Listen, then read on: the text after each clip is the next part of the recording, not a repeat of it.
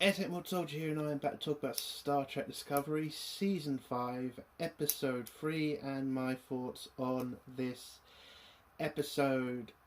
Well, it was just another boring, emotional, annoying episode. And, yeah, I mean, not really anything interesting happened.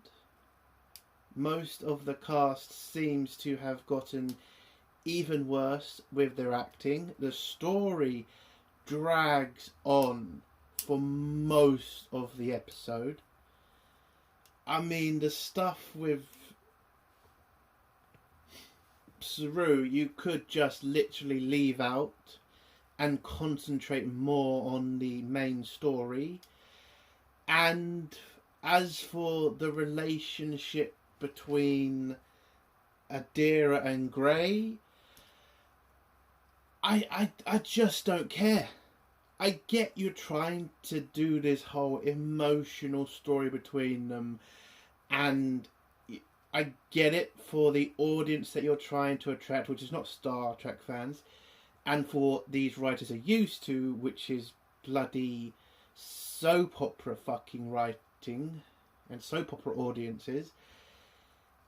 Yeah, it was obvious where the conclusion was going to be, and it was just boring to get to.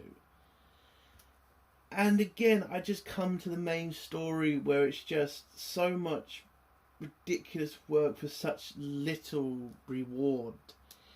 And when the story still does not make sense, which is, you keep saying this is a dangerous weapon that you don't think anybody should have, and then it turns out in this episode they've changed that completely now. Turns out the Romulan... I'll get into some more spoilers, but yeah, the story is pretty bloody stupid at this point. And I am going to mention the acting again. I mean, the actress who plays Michael Burnham, she is getting worse. And I don't get why. Like, I remember her in The Walking Dead. She was not a bad actress. Like, has really being in Discovery this long destroyed her acting ability? Or is it just bad direction from the director? I have no idea. I don't know, man. Every time I watch Discovery, it's just, I have to ask how this got to 5 seasons. Because there is nothing in this that's exciting and nothing in this that is interesting. Even the alien they brought into this episode just seems so overpowered and ridiculous. And then when they try, and they so try to talk about the Trill and their culture, and it feels so bloody forced. And then when they get stuff wrong about the Trill's certain practices, then you just know it's just, they don't know what they're doing with the Trill. I just got to get to the spoilers now. Oh, but I have to mention this. The whole Trill and Raynar stuff. I mean, why? Why is it they have to be so touchy-fucking-feely all the time? Do you remember when Picard tried to keep the crew from a arm's length, because that's what you're supposed to do as the captain of a ship? You're not supposed to get so close to them, because what if you have to give an order that might get them killed? You can't second guess yourself when you're in that position. Yet Tilly, I will get into that into the spoiler section, but that scene was literally just have a struggle session with Raynar and fucking Tilly having that shit over him, and it was so fucking stupid. Again, I have to keep saying this about Discovery. It has never been a Star Trek show. It has never been that. It has been this soap opera that they tried to con us into watching because it has Star Trek in the title. And it is just not. It is a terrible show. This was a dumb episode. Okay? And for me, it is a 2 out of 10. Okay? It's a 2 out of 10. It's not getting any better. The acting is genuinely getting worse. I don't get why. Again, I thought she was a good actress in The Walking Dead. How has she gotten this bad? Oh, and I should also mention the engineer woman's back. So she'll probably be doing what she usually does in this show. She'll appear in like half the episodes where she'll say some cringe-worthy jokes, and that's supposed to be funny. Again, I honestly don't get why she ever joined the cast. She's never been that vital to the show. It seems like she's just there on a fucking holiday trip. It never feels like she's a part of the show or a part of the crew. Or at least, since they've gone to the future, you know, Starfleet storylines. And let's also talk about the fact we have been in this universe, this timeline, for 3 fucking years, and they still have not explained the basics of this universe, the enemies, what Starfleet's like territories like. They just keep saying like in vague terms like Starfleet's growing, Starfleet needs to move out in these directions. It's like, how about give us some more fucking details? How about instead of us going around the entire fucking galaxy apparently to look for stupid objects, you could have episodes about, I don't know, Discovery going to the, other planets, talking to other cultures, exploring, for fuck's sake. We might actually know more about this fucking timeline. And the bad guys, and the state of the galaxy, other than, well, we have to take 5 minutes out to talk about it, and then just forget about the rest later. Fucking hell. But yeah, it's a 2 out of 10 episode. Let's get to the spoilers now. If you don't want to hear spoilers, leave in 3, 2, 1. So the episode starts off with Burnham talking to Book, and mentioning that they're heading to Trill, and to find the piece to the stupid bloody puzzle, and that they need to be prepared for anything, and they need to watch out for Moll and Locke. And Book tells Burnham about the fact he has a prior relationship with Moll, and that he wants to make himself useful to the Federation because he still feels so guilty about nearly committing genocide. Again, I have to keep mentioning the fact he nearly did it. He didn't exactly go through with it, did he? I get he got close to it, but he did pull back at the end and did help, make peace with everybody. So I kind of need him to get the fuck over this. And Starfleet as well. But anyway, he tells Burnham that he's not going to, get in the way. He's not going to let his emotions get in the way of dealing with Moll. And Michael doesn't really know what to do at first, but then she says, fine, you can join us on our trip to Trill. And so they head off. I want to talk about Adira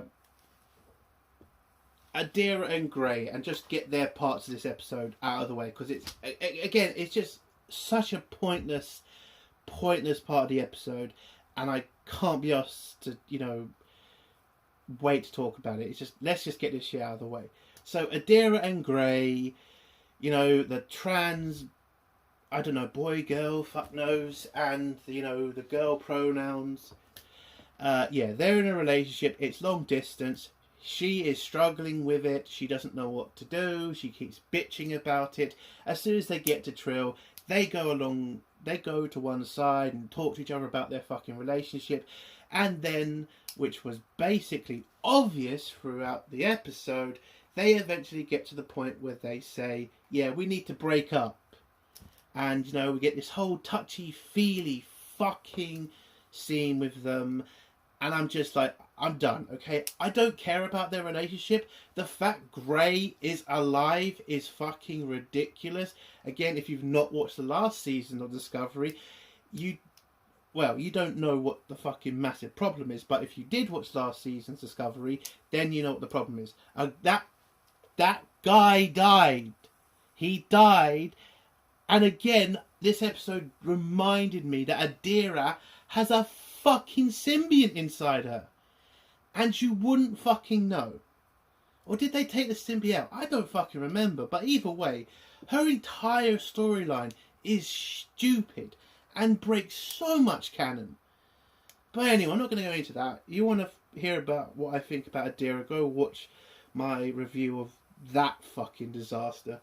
But yeah, overall, they break up, touchy-feely, that's the end of their fucking story. And they hug each other at the end and whatever. So Discovery goes to Trill and gets some sort of test from the head of the Symbiotic Society, or whatever the hell his name is. And she passes the test, they beam down, they talk to the person with the symbiote that's 800 years old. I know I forgot something. By the way, what they are doing on Trill is basically the next clue, because that's what this episode is now, we're just searching for stupid shit. The next clue is basically on Trill, but the only person who knows about the fucking location of the next piece of the puzzle is this 800-year-old symbiote memory thing.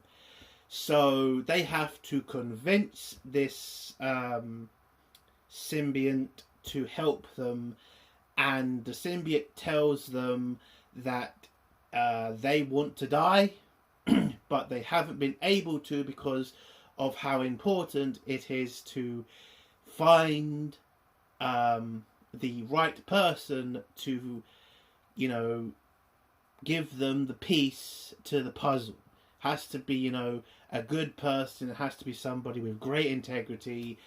Yeah, so Michael Burnham is definitely that person. I mean, she didn't start a fucking Klingon Federation war. She hasn't done a shitload of stupid shit.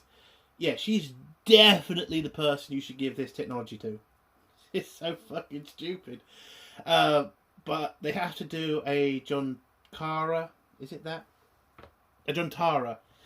And when they're trying to explain the John Tara, they kind of fail to mention, and I don't know why, it has to be all of them. You know, it's not supposed to be taking out one, you know, part of the symbiont. They have to let them all out. It's kind of something they have to do. Oh no, they don't have to do that. I've got that completely wrong. You can remove one you can remove one memory. I've got that wrong. But what they did get wrong was saying how dangerous it was. And it's not that dangerous. Yes, the symbiote takes over your mind for a couple of minutes, but you have control enough to, you know, take back your body. It's not that dangerous. I don't understand why they're trying to make it this massive thing. And by the way, it's like mandated that every Trill that is joined has a period where they do this fucking process. So it's very common in Trill society to do this fucking thing. So I don't know why they keep saying it's so dangerous. So I didn't get that. So the head of the symbiotic thing asks for a volunteer basically to take the mind of this 800-year-old symbiont, or, you know, one of the bodies it has had. And the doctor volunteers. He says, yeah, he'll let the spirit take over his body. And so they do the John Tara. And by the way, the symbiote's name is Janal, I think. So Janal takes over the Doctor. The Doctor changes his voice a little bit. I'll give credit to the actor who plays the Doctor.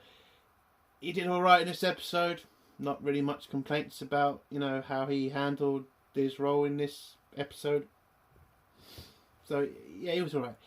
So as soon as he takes over the body, we get a little talk session, and you know, he asks how everybody is and says how he likes the uniforms, and then Dan does the Doctor's uniform because he was to be free or something, and then tells them that he's going to lead them to the artifact, or the location of the artifact.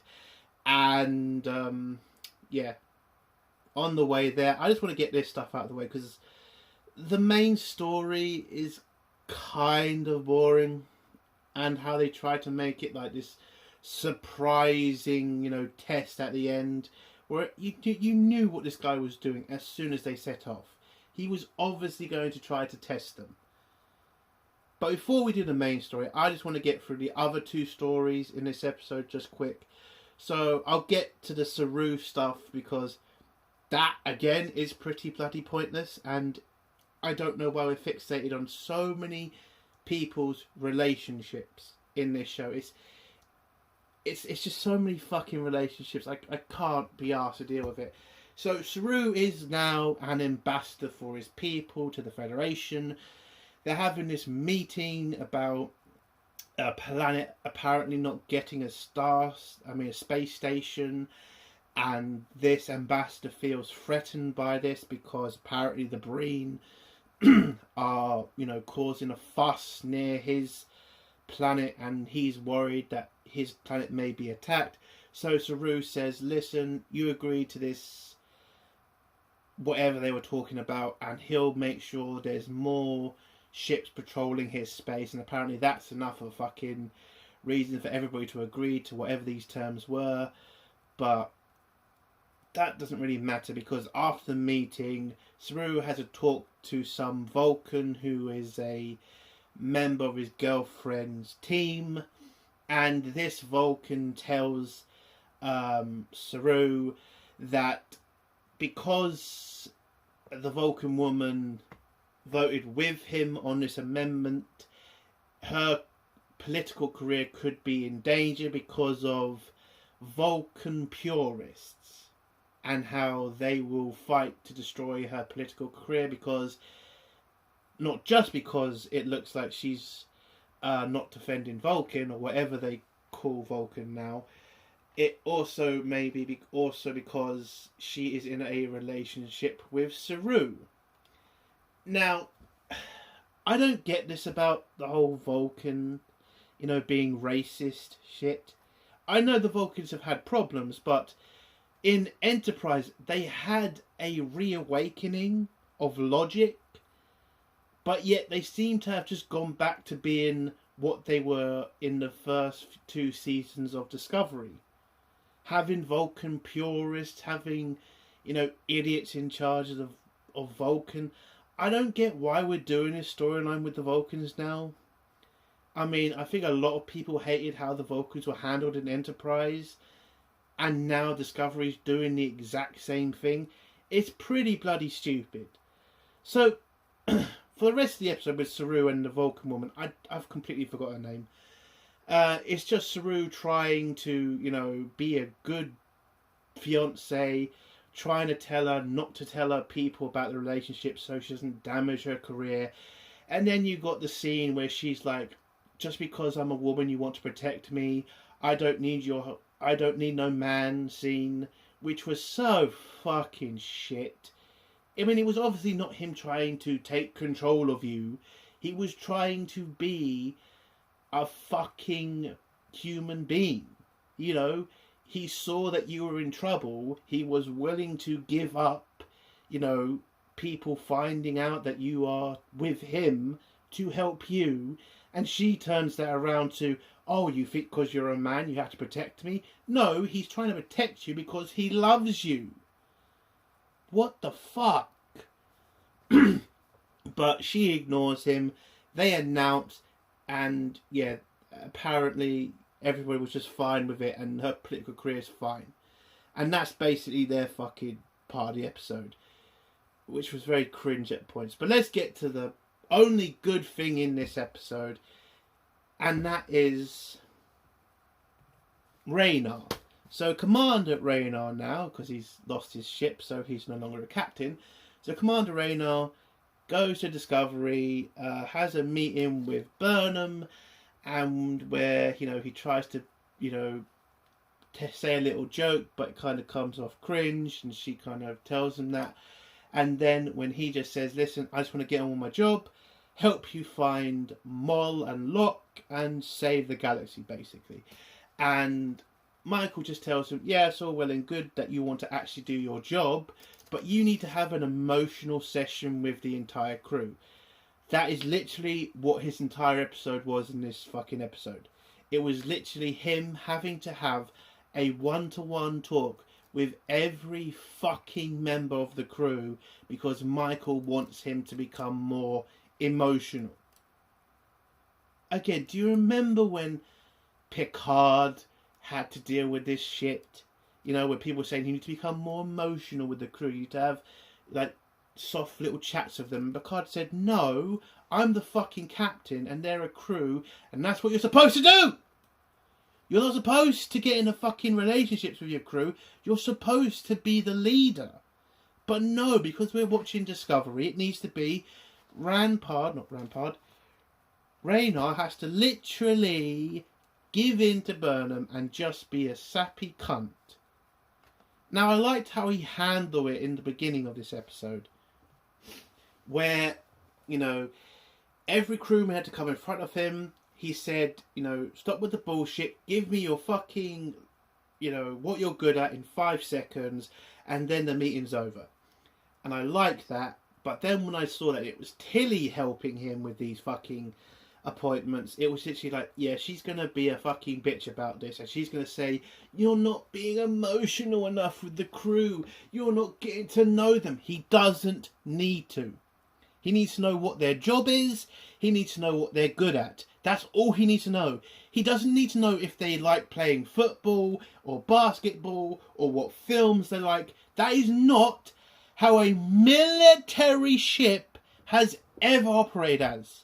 Okay? The captain and commander just need to know the basics. You have a crew of 120. Do you want the fucking commander to know every goddamn person on the ship?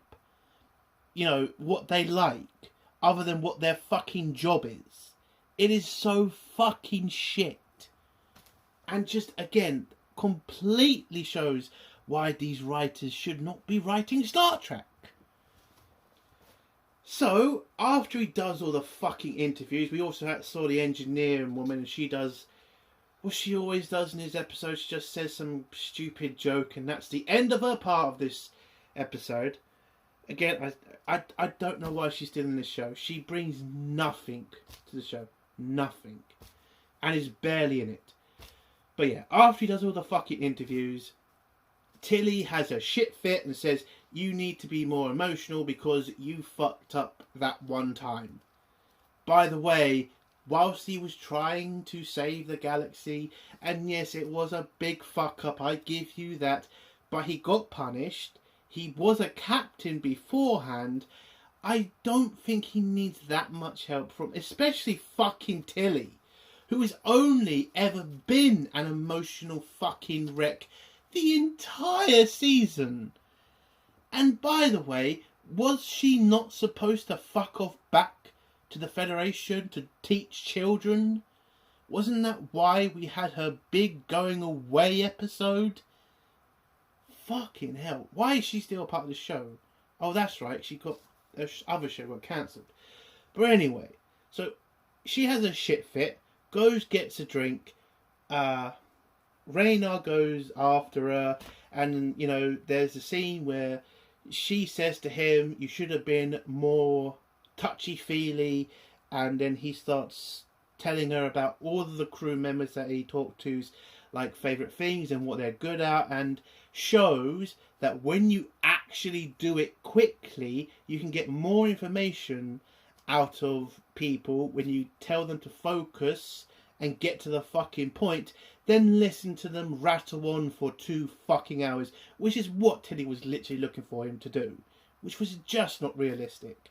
But then Tilly just tells him, well, yes, everything you said is true, but there was no emotion to it, so that doesn't really work for me. And then it just ends with them just agreeing to disagree. That's how their scene ends. Again, I knew they were going to do this with Raynar, break him down, and they are probably going to turn him into a shit character. But I will give them this: Rampart did stand his ground. I'll give him that. So let's get to the main story now. So Michael, Book, and Janelle are heading off to find the piece of the puzzle, and whilst they're talking, whilst they're walking, they're talking, and you know, Janelle tells them about his life, and about the fact they found this equipment from the progenitors, and that when they found out how powerful this was, they had to keep it secret from everybody because nobody could be trusted with this technology, especially the Federation, because they found this at the time of the Dominion War, and they didn't think the Federation would not sink so low as to use this weapon of mass destruction against the Dominion, and they didn't want that to happen. So they hid this from the Federation, they hid this from everybody, but they apparently left a map because they wanted the technology to be used one day when the galaxy was not at war with each other, which is just a massively impossible stance to have. There is obviously going to be conflict in the future. Your plan is to basically wait until everybody in the galaxy is friendly with each other. That's just never going to happen. So basically, this whole walk is basically just a test for Michael and Book, so that Janelle can see that if they're not, terrible people, that they don't just kill creatures if they're threatening, because they're then attacked by a stealth predator. I didn't catch the name. And then when they get to where Janelle says the piece of the puzzle is, Janelle disappears. They get attacked by the stealth creatures, and then Michael figures out that you shouldn't attack the creatures because they might be protecting their nest. So they do not use their phasers, and this is enough proof to Janelle that not evil people, because they didn't kill a couple of aliens. And so he gives them the final piece, the next piece of the puzzle, and that's going to lead into another piece of the puzzle. They thank Janelle, they end the Jontara, the Doctor comes back, Janelle's symbiont thanks them and is now willing to die, basically, because he's done his mission. He's given the piece to a worthy person. Again, remembering that Michael Burnham did start a war with the Federation and the Klingon Empire. Just a reminder to the fact when they say we don't want to give this piece to a crazy war person, you give it to Michael fucking Burnham. Anyway, so after that, the symbiont, I think, dies. They have a ceremony for it led by Gray, and back on Discovery, a doctor tells Michael about the experience of having the symbiote spirit inside him. And he says this is such an important moment. Has anybody ever gone through this before? It's like, yes, Doctor. Yes, a lot of people have.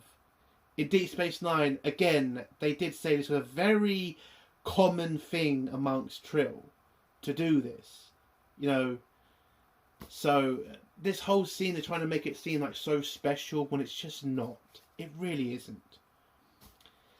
And then then the episode ends with everybody on Trill who's left, hugging each other, and then we see Moll is on the planet pretending to be one of the Trill monks and puts a tracking device on what's her name? Adira. And that's how the episode ends. Again, it's another bad episode. There's just so much pointless shit in Discovery. Stuff you don't need. Like, we didn't need the Saru scene at all. Okay? I don't care about his shit. We don't need the Adira scene. I mean, I'm happy they ended the fucking relationship, because at least now that probably means we won't have to deal with them two anymore. It will just be Adira from now on. But I mean, it took so long to get to the point with them two, when you knew where the fuck their story was going to end. And as for fucking the main story, which is them just walking through a fucking yard for a couple of fucking minutes, which is literally what that was. nothing happened. They just talked to each other for a bit, and that's it. And then they find the fake piece, then they prove themselves and get the next piece of the fucking puzzle for next fucking week's episode, which is just going to be the same thing. Search for puzzle, two pointless stories going on at the same time, rinse and repeat. That's Discovery. They could be doing so much more with these episodes, exploring the fucking galaxy, going to places we haven't been to before. It's just so fucking boring. And at some point you have just got to ask, how did this get 5 seasons? How? Oh, it's a 2 out of 10. Terrible. And that's the end of my review. If you like this review, give it a like. If you dislike this review, give it a dislike. And if you like my content, do think about subscribing. And if you have a comment, leave it below and I'll try to get back to it. Entertainment Mode Soldier. Bye.